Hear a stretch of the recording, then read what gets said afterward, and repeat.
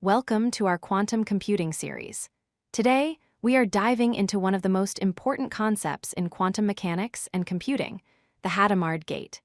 This simple yet powerful operation is the key to unlocking the power of quantum superposition. Before we begin, let's quickly review what a qubit is. In classical computing, we have bits that are either 0 or 1. A qubit can also be 0 or 1, but thanks to quantum mechanics, it can exist in a state of superposition. This means it behaves as if it is in both states simultaneously until it is measured. So, what is the Hadamard gate?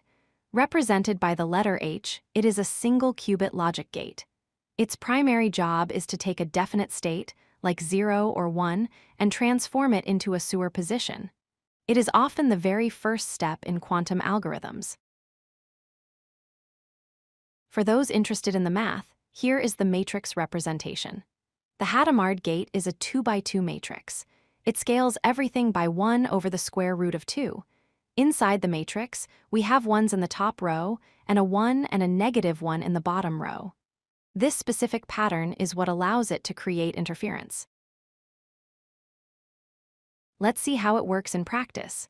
We usually start a quantum computation with our qubits initialized to the ground state, which we call Ket 0. In a circuit diagram, the qubit travels along the line from left to right, entering the yellow H box. When we apply the H matrix to the column vector for 0, we perform matrix multiplication. The result is a new vector. It is no longer just 0 or just 1. It has components of both. This resulting state is what we call Ket Plus. Mathematically, it is the sum of state 0 and state 1 divided by the square root of 2. This represents a perfect, equal superposition. The qubit is now in a balanced state between 0 and 1. What happens if we feed a 1 into the Hadamard gate instead of a 0? We get a similar, but slightly different result called Ket minus. Notice the minus sign in the equation. It is still an equal superposition, but the phase relative to the 0 state is different. This is crucial to understand. If we measure a qubit that is in the plus state or the minus state, the outcome is random. We have exactly a 50% probability of seeing a 0 and a 50% probability of seeing a 1. This randomness is a fundamental feature of quantum mechanics.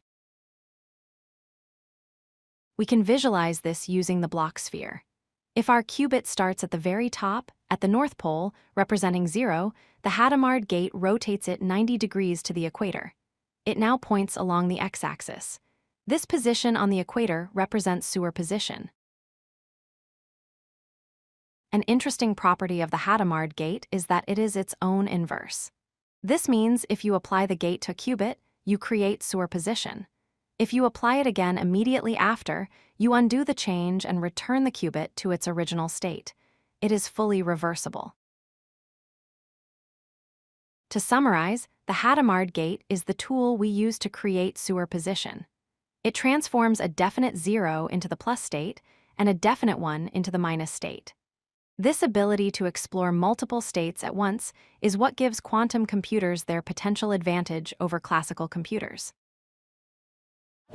If you like this video, hit that like button and don't forget to subscribe. Visit codelucky.com for more such useful content.